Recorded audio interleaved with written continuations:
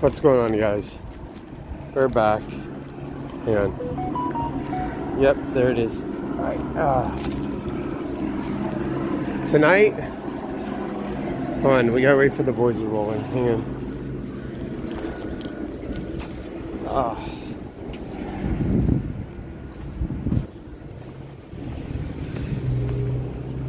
Where is everybody? Right here. Tonight, we're getting drunk as fuck.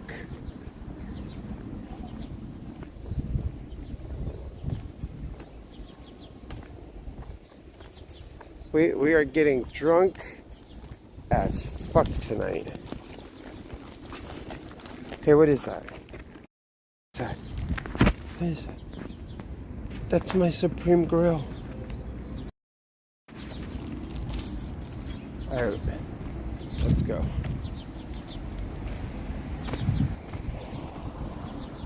What is that?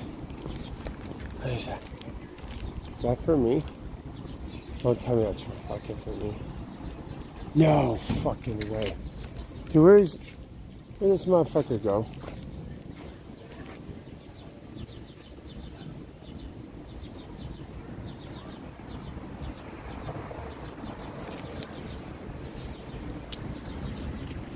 Fucking liar. He didn't even try to get in.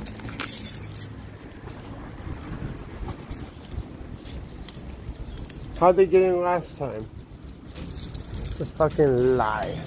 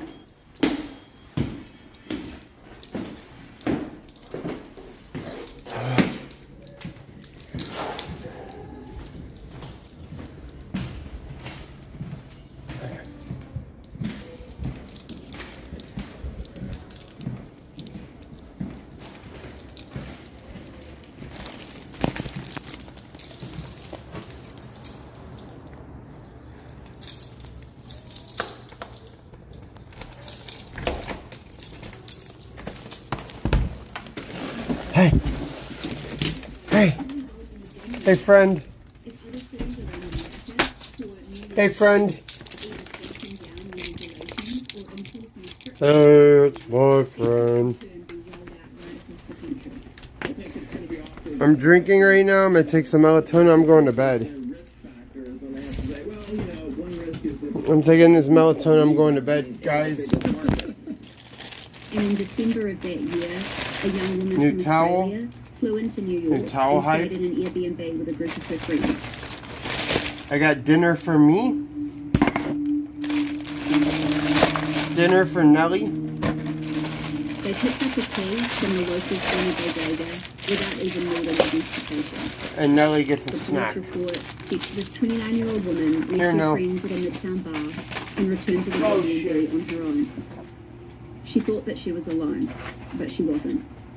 There was a man inside the apartment, hiding in the shadows, with a kitchen knife.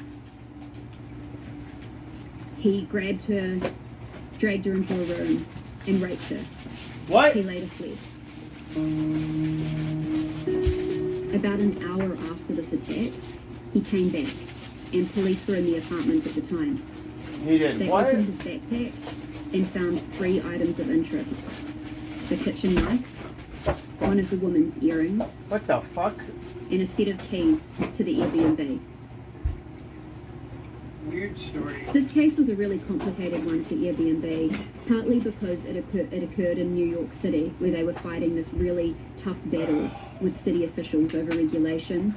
And I don't want to go to partly New York City and get raped. the alleged rapist had the keys. Rape. He was inside the apartment. He was a rapist. That meant that Airbnb You're right. needed to do what it could to protect itself. What They the wanted to fuck? find out, Bad how company, did he get the keys. Airbnb. That was a really You're big protecting question. a They rapist? launched an investigation to find that out.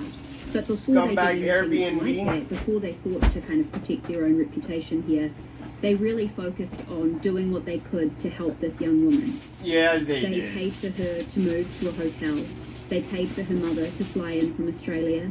They paid for both of them to fly home. They offered Great. to cover any health or counselling costs that she might need later. But inside the company, internally, they also launched an investigation. They wanted to know, how did the alleged rapist get the keys? How did he get inside? Why did they the say company? alleged rapist if he And raped the when they girl? found out that the keys had been left at the Corner Bodega, that then created, a problem of liability for Airbnb. They didn't have a policy around key exchange. They didn't tell their hosts how they did or didn't have to hand keys over to guests as they were. I gotta go walk, Nelly. So for Airbnb, I'm fucking they exhausted, dude. also, they wanted to know. Nelly, are you hungry? They wanted to know if any media were going to pick up Yeah, let on me the feed her. story. And they wanted to know what their legal liability. Here, Nelly, supper. Here, Nelly, din din. It's A week din later, din the time. alleged rapist was indicted in the Supreme Court in New York, and Airbnb sent a staff member to find out if the company was going to be mentioned in any of the court records. Up And it next, wasn't. Bloomberg It wasn't does mentioned in the police Blade, report, it the wasn't alleged mentioned in rapist. prosecutors. There's no mention of Airbnb really in any public record. This case has never been reported until now. And, for Airbnb, that was kind of lucky. This case never landed in the media. And, 18 months later, when this woman's lawyer reached out to the company, they signed a settlement for $7 million. And part of that settlement, there's a clause that says she cannot assert or imply responsibility on the part of the company. We've spoken to legal experts who indicate that what this really did is gag the woman from saying, "I blame Airbnb."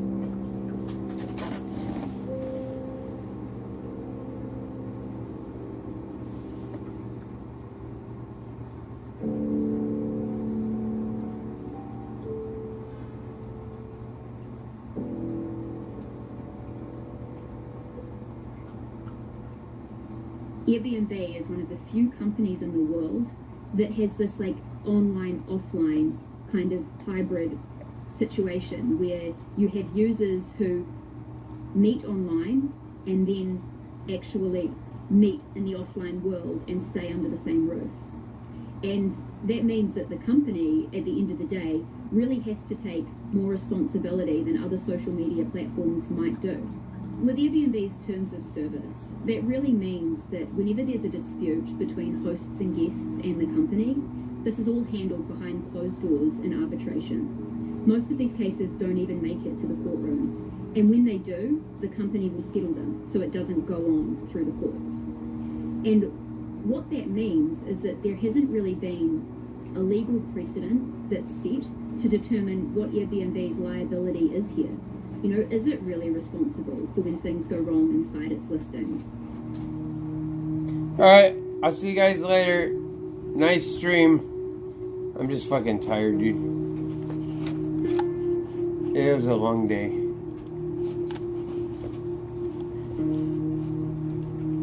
Jim pooped himself today. What I learned over the course of my reporting is that this is anything but simple. This is a complicated, nuanced area. There are difficult trade-offs here. The company also has to have I gotta go walk my dog. tough conversations about policy.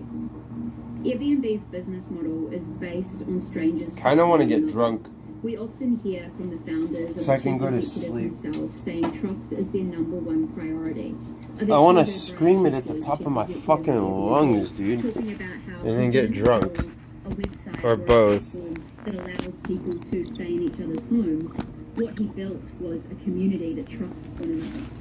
And when that premise is undercut, Airbnb's entire business model is under threat.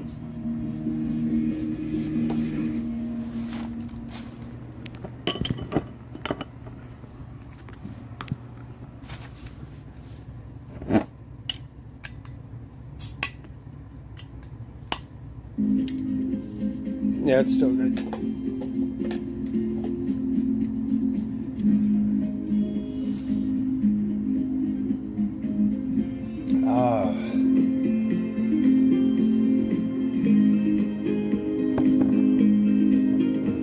It's good beer.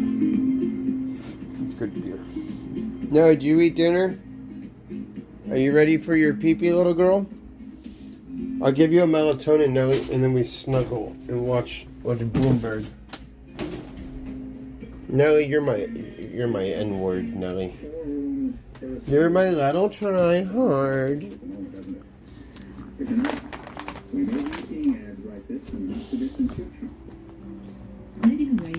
At least Nelly's not a smelly tryhard. These ideas are a symbol of humankind's unique creativity and ambition. Imagine if she was a stinky tryhard. That would suck. This advanced space or space station will be headquarters for the final ascent to the moon. Today, the idea of multiple outposts where we can live and work in space is never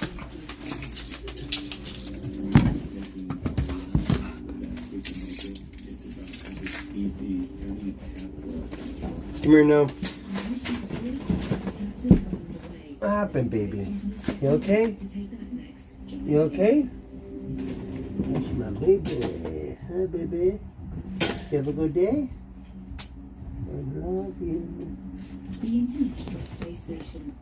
Were you surprised to see me? You knew I was coming home. You knew I was coming home.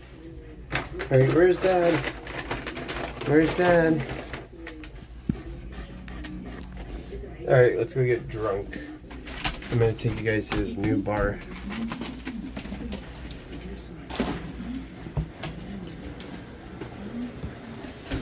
It's called Bar SJC.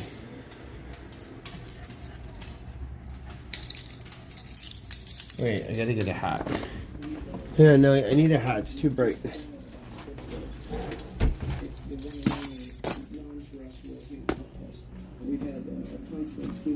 Fucking dog. Huh. Collaboration between 15 countries started construction in It's too bright out. Gotta have a hat, dude. You. I said I gotta get a hat. Tripping.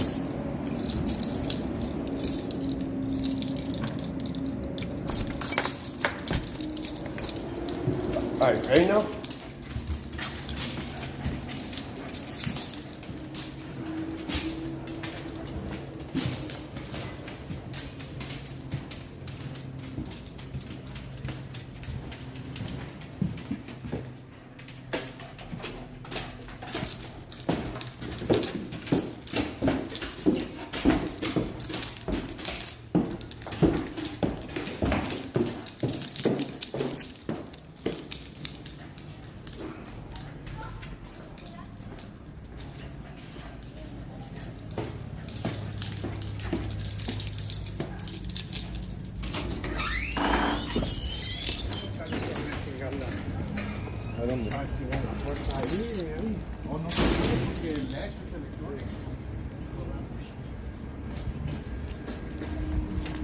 Come on. Let's go. Where's my chat? Tired. Long week.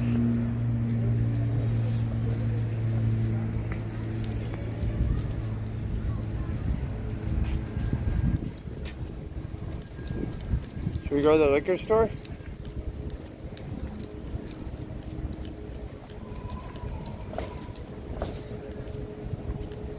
Should we go to the liquor store or no? Come on, Nelly, no. Chat. Nelly, son of a bitch. Chat. You're taking Nelly to the liquor store?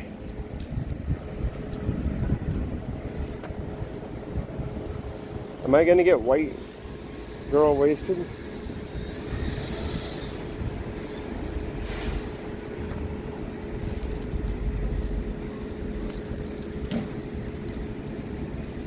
So wait, where's the chat? What the frick?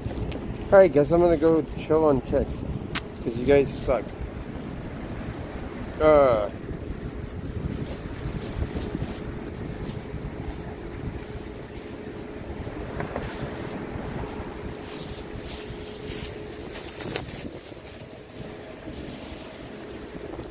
Good girl, now. Alright, let's get drunk. Dude, I got Casamigos. I could just drink that. What is that guy doing? Why is he pointing at me? Why is that tryhard over there pointing? Do I mace him? Or slap him? Nelly, now! Cross! Cross, baby girl, cross!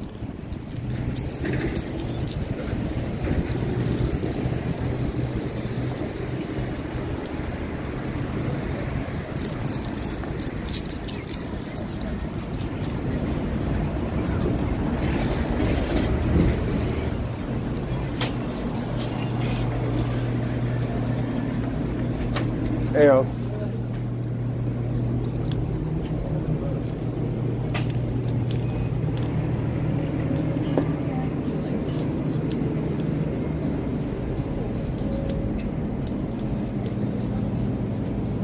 Wait, what am I drinking? Go to the bar? No, we're not going to a bar. Wait, what should I drink? Or should we, should I do shots? I'll do fire sales. Hang on, the chat's lagging. I can see it here. Should I do fire sales?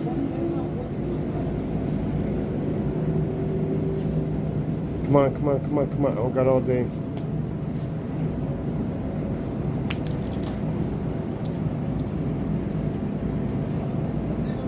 Get some. Make my brain numb. Alright, let's get well, the grocery store's cheaper. What is this? 54. Alright, let's go to the grocery store. Let's go get limes. Yeah, limes and salt. Limes and salt. No more. Dude, no more. No more mass on ban.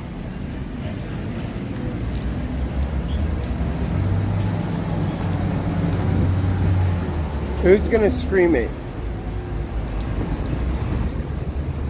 I'll take some calls tonight. I'll take a live calls.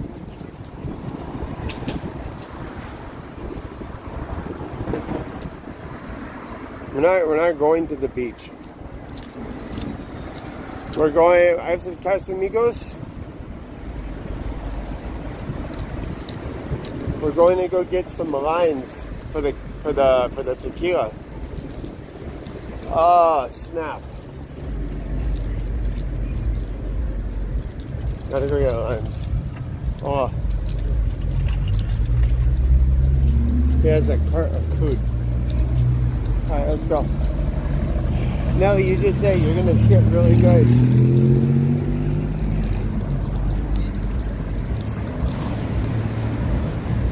I didn't get the towel yet. Towel comes in the mail next week. I'm thinking Thursday for the towel. Hey, fucking chill.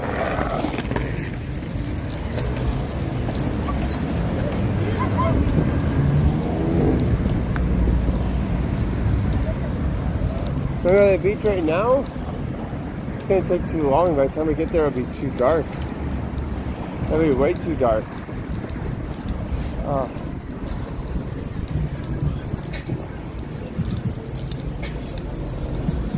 Swag. Kid. Swag. Kid. Swag. Oh shit.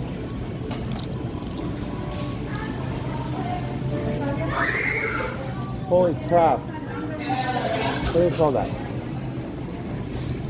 Why are little ums running around? Group of them. Group of them, group of them. Nellie, what happened? What happened, little girl? Sweet, sweet Nell Bell. Chat with Grimes. The Grimes. The Heims. The Heims. It's a Heim. Oh, it's $1 a pound, dude. They're getting 3 limes. I don't know, it's like 30 cents or something. $1 a pound, dude. Might as well get a fucking pound of them. Come here, no. Back. I'm trying to find something. Hang on. You in a rush? Where you going? You just ate. Fatty.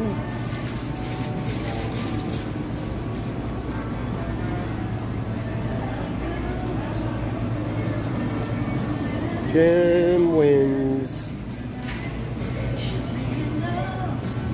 We gotta get the iodized salt. Salt with the iodine in it.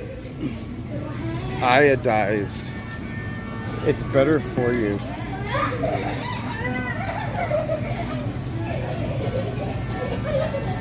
What the fuck? If I did that, my mom would beat my ass.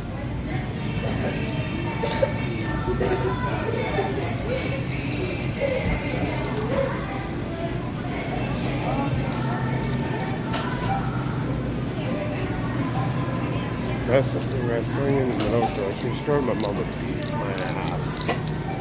Linda would not have it. Is this register open? Is that one open or no?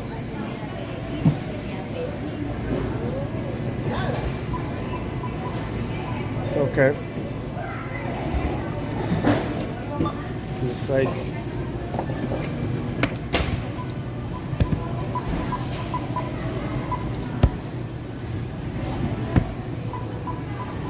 Melly?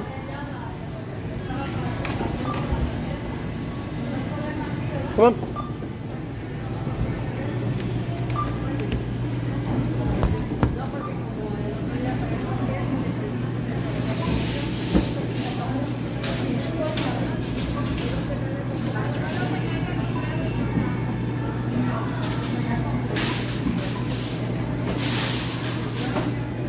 Wait. I don't. A Casamigos is $44 here. Much cheaper. It's like $10 cheaper. Why would you get anywhere else?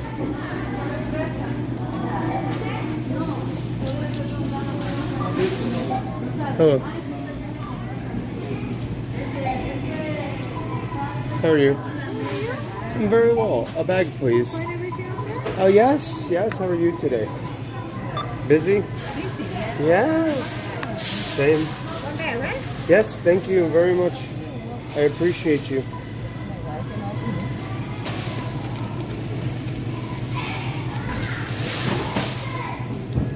Nelly over. Oh, okay. Ooh.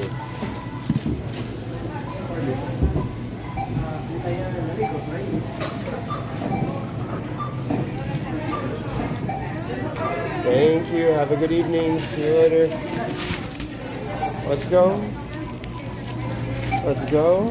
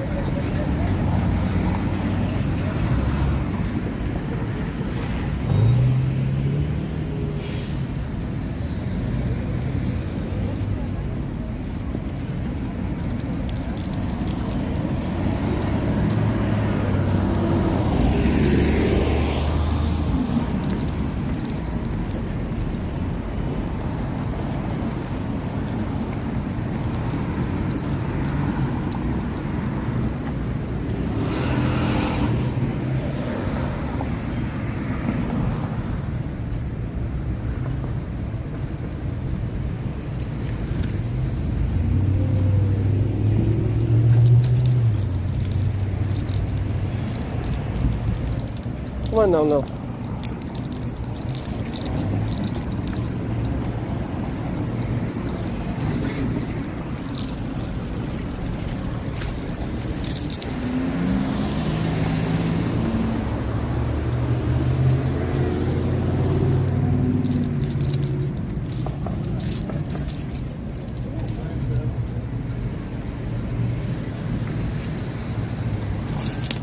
Hey, you okay?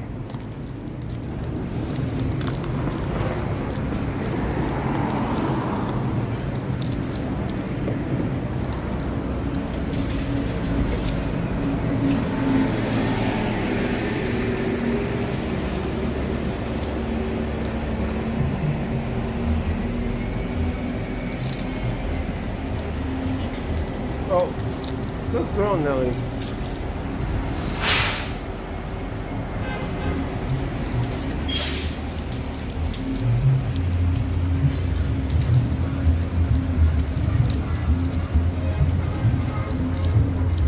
Come on.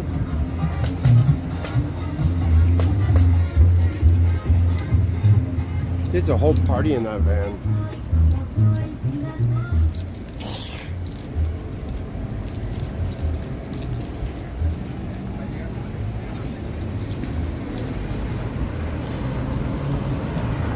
No, this way.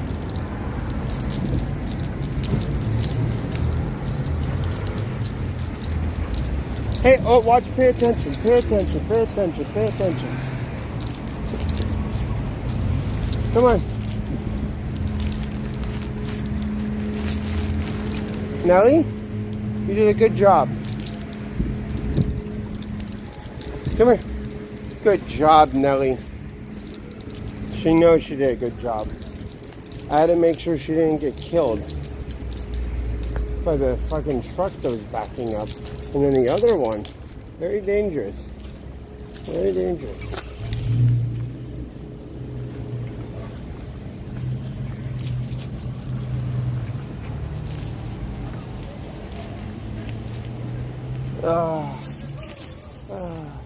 Should I buy a motorcycle or no?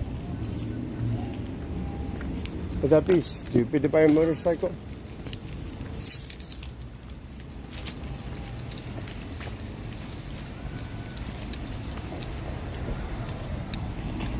Yeah, sure. Unless you're being condescending.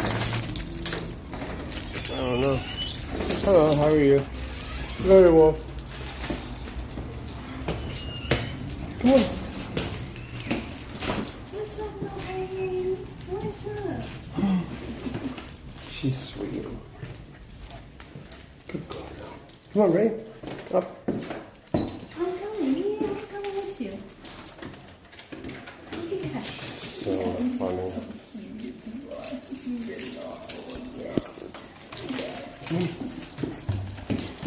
She's so funny. Cracks me up. Bigger. Oh, it's the first. I need to trim her down. It's getting warm. Right. Oh my God. Fast too. It does. It grows hella fast. And See you later. see you later. Have a good evening.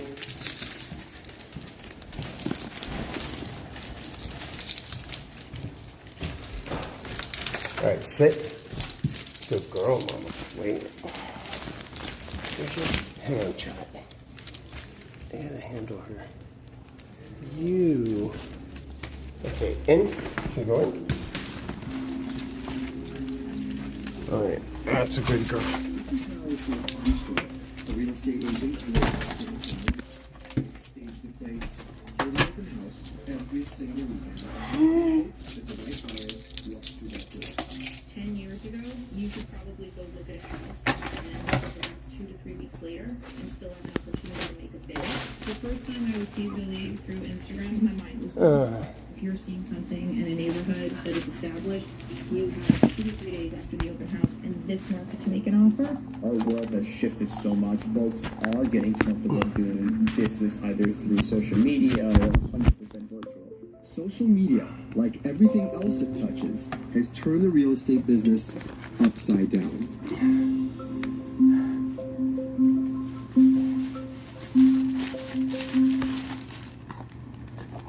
You've heard this trope before. Millennials aren't buying and owning as much as their parents' generation, be it a car, a diamond, or a home. But the lack of ownership is not always by choice.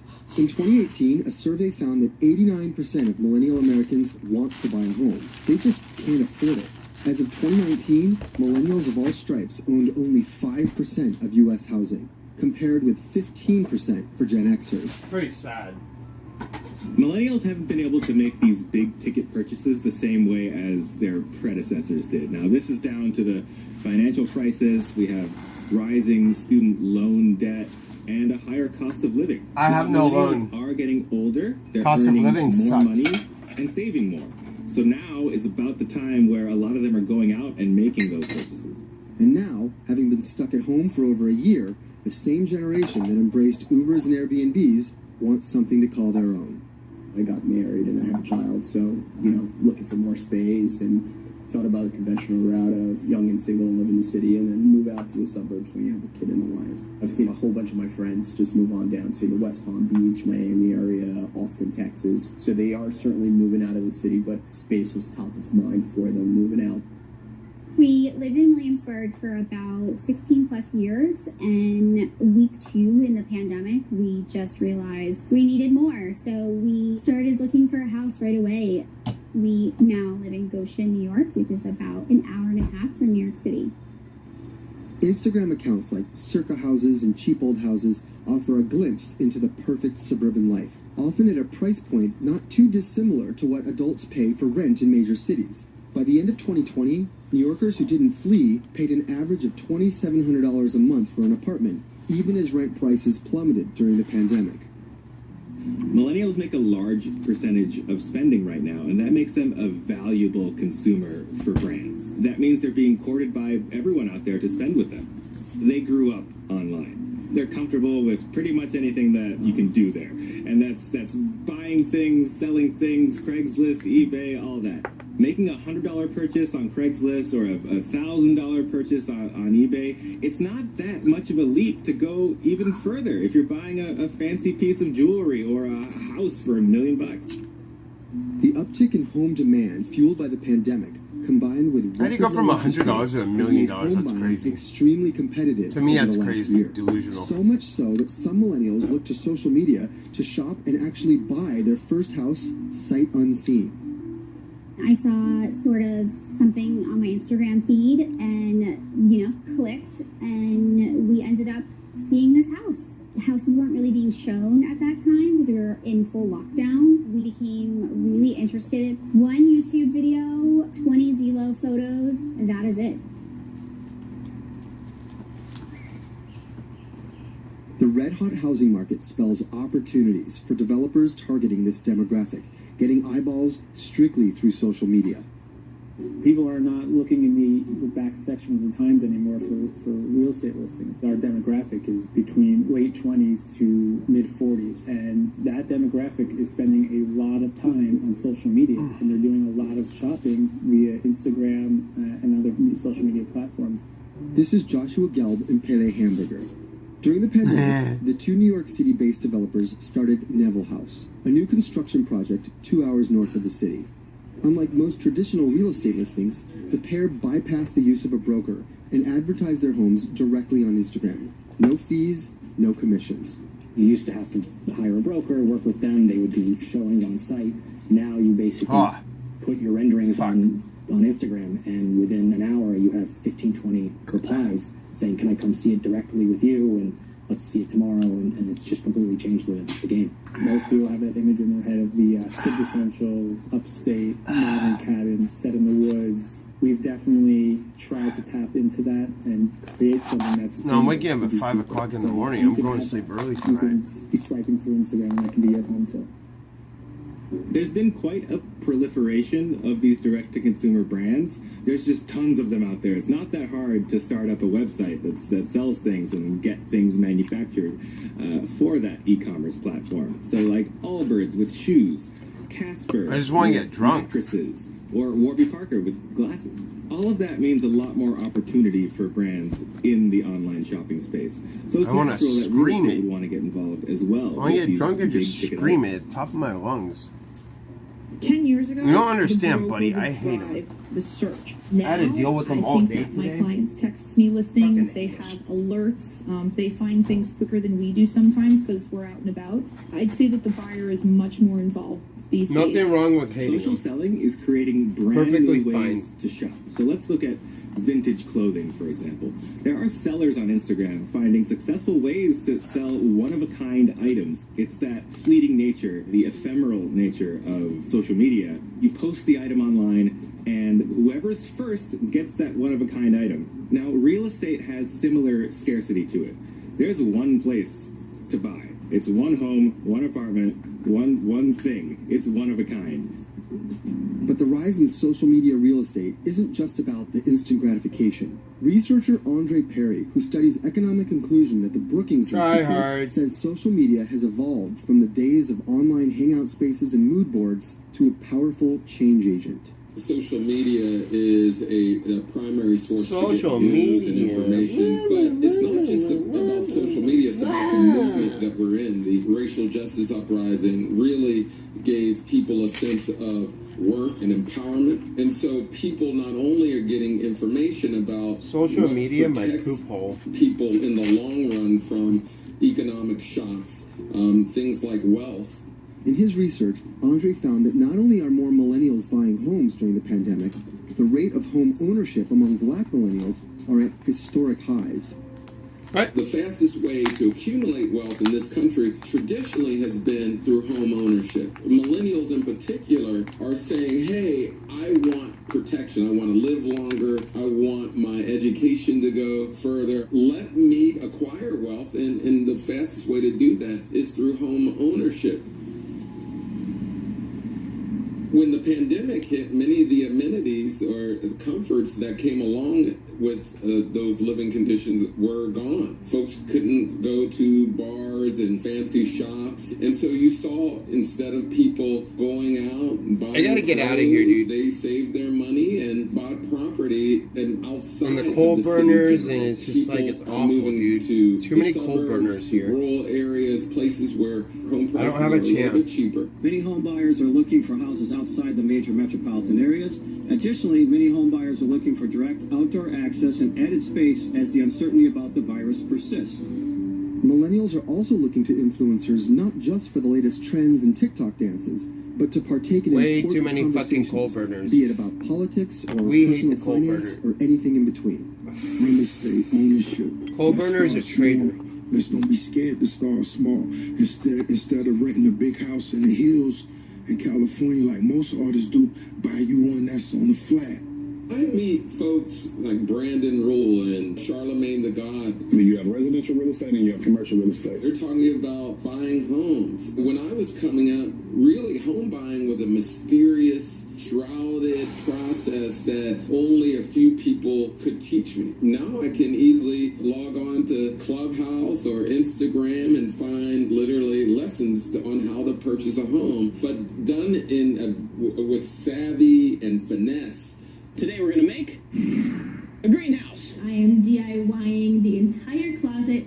Heather, having bought her We hate picture dry of her son yards. unseen, also looked to internet personalities to help figure out how to modernize and to make sure her home was also an investment. It gave us a lot of confidence. They make it look super easy how we could do all of those things ourselves. My husband just installed a laundry chute, which is something we never would have thought of if we didn't see an influencer do that and how easy it actually is. Really simple do-it-yourself project. You can do that. If you have any questions, go ahead and message me. And in the case of Neville House, Josh and Pele hope that buyers see these homes as potential secondary income.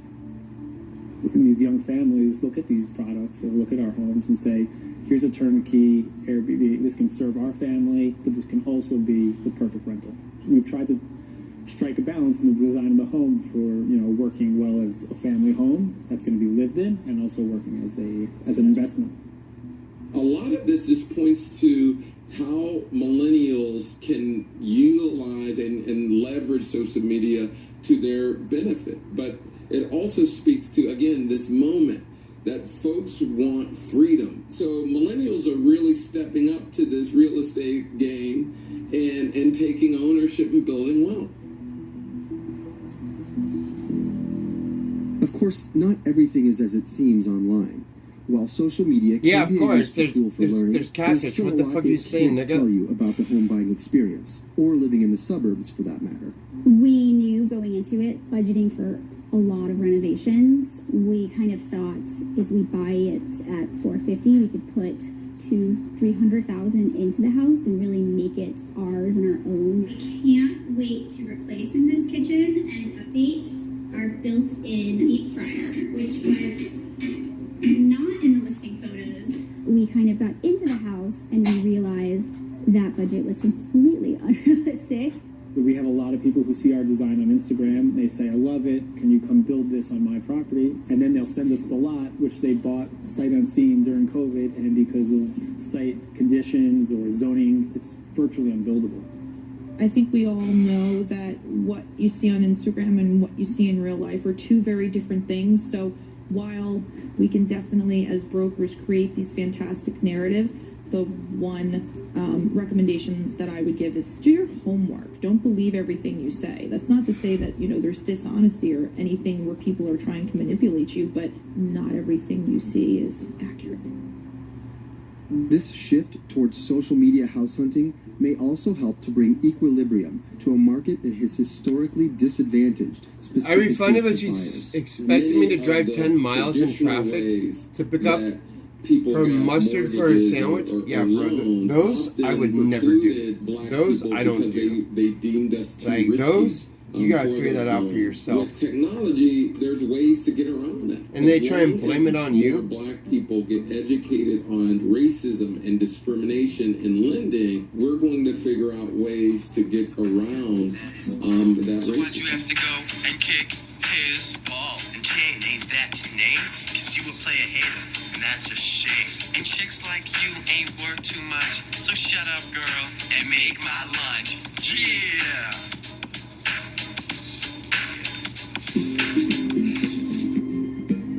Bro.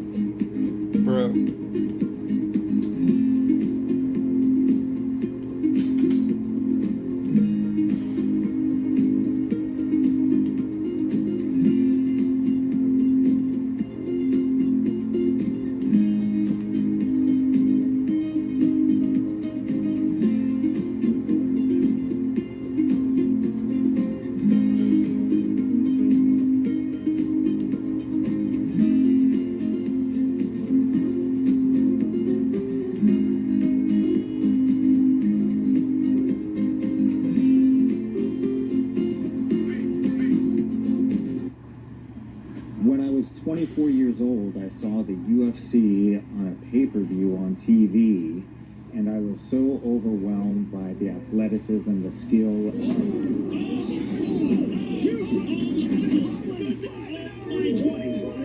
And then at the end of the fight, the combatants hugged, they shook hands, and I just fell in love with it. Part of UFC's appeal is it doesn't look like a balletic display of martial talent and mastery as much as it looks like a bar fight.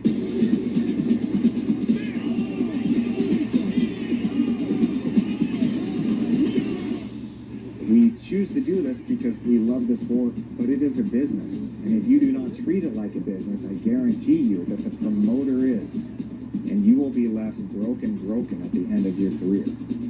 Each of us have an individual story, but as with anything, you take enough of these individual stories and you see not only crossover, but intersectionality. A group of former UFC fighters that are suing the UFC scored a key legal victory on Thursday when a federal judge said he would grant their lawsuit class action status.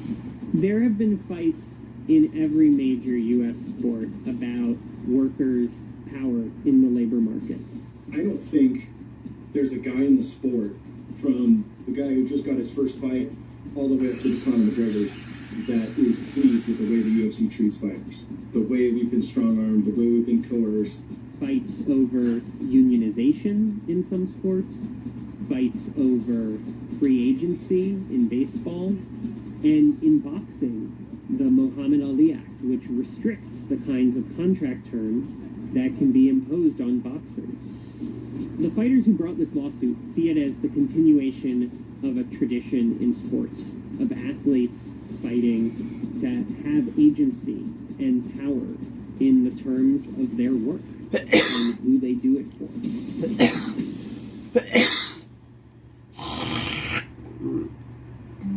Mixed martial arts used to be pretty culturally and legally fringe. Oh, there's so many of these fucking grills. It was banned by most states. John McCain had famously called it human cockfighting.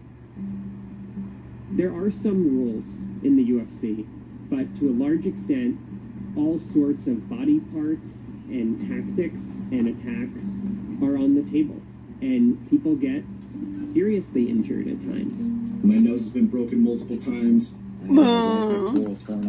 Guys, I'm gonna go to bed. I'm sorry. I'm being a Debbie Downer, dude. I just. Had my left ankle broken. Had to get that repaired. I've had torn right labrum in my shoulder. I'm fucking retarded. I've had I should just stream. eye fracture twice when my eye caved in. Don't blow your nose or both eyes will blow. At the time that UFC I should just stream though. $2 million I've been working all week. I don't want to work anymore. Dana White and a casino owner he'd been friends with. I don't want to work anymore. I just want to stream, dude. UFC I don't want to fucking work anymore. Mixed martial arts promoters. Car's not worth it. Having the car's not worth it, dude, is it? Is having the car worth it? Like, for $2 million was much less than the money I don't want to they fucking work had to anymore, sink into dude. it in order I'm to tired of revitalize working. They It pulled sucks. off It's a boring. multi-pronged Work in general is strategy just that was boring, dude. quite successful. It's just shitty. First, All of they it, did everything about it is just White is shitty. referred to as running towards regulation. They found ways to make compromises with state regulators. Shitty. So that Everything about it is would shitty. not be illegal. And at the same time, they also popularized it. They made gambles like paying the production costs themselves for the first season of a reality TV show, The Ultimate Fighter, on Spike TV.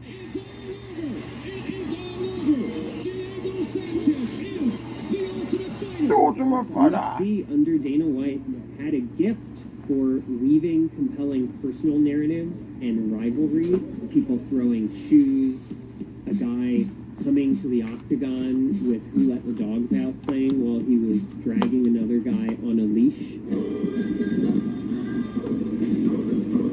My first contract with the UFC is kind of an interesting story because here I am on this reality show, The Ultimate Fighter, and they started to realize how big of a stepping stone this was going to be for the UFC. Sat us all down individually, put a contract in front of us and said, hey, we realize that this is going to be huge and we really want to have you all a part of the UFC family moving forward.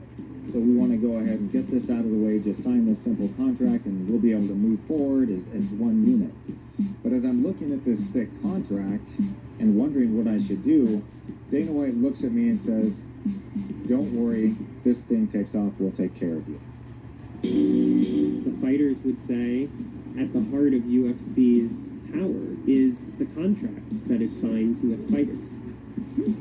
Before boxing had competition, boxing used to be dominated by a few dominant promoters, and the contracts were ported over from boxing. And the contracts are basically designed to control every aspect of a fighter's career. They're long-term. They last multiple fights.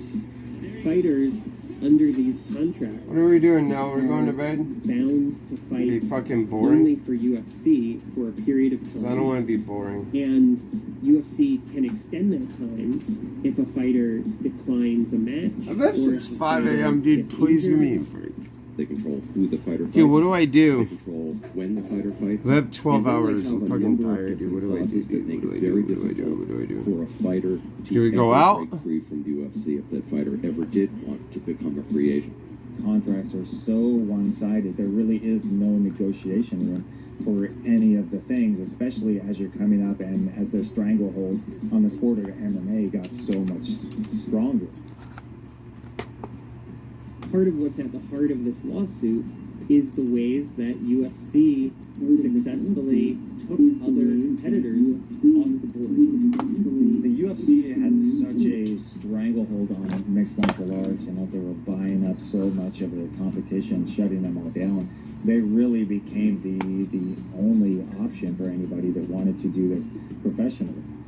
If you follow Dana White's Twitter or watch him on YouTube